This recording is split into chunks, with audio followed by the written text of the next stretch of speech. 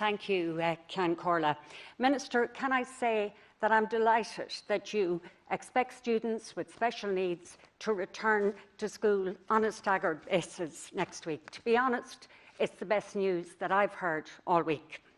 I, like many others, have received so many emails from parents of children with special needs who are beyond devastated as they see their children regressing in front of their eyes.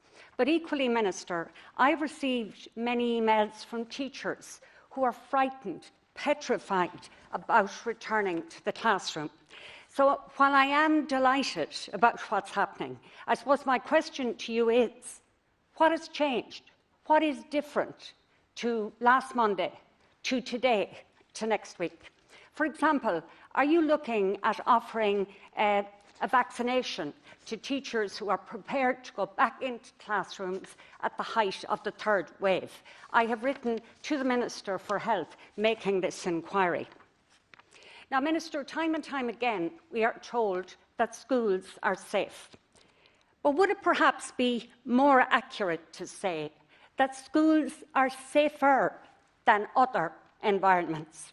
And given that mobility is part and parcel of attending school, you can't separate one from the other. And I think that has to be factored into any statements we make about schooling. Can I also ask you, Minister, have any efforts been made to factor in the fact that many young people may be asymptomatic and therefore they don't appear in school statistics? And it's when students go home and spend 75% of their time there that there is a much greater chance of spreading the virus. Just to ask you, Minister, has that been studied? And finally, in regard to the Leaving Cert itself, and as a former maths teacher, I understand the importance of the objectivity of the exam. So I am instinctively hesitant about predictive grades.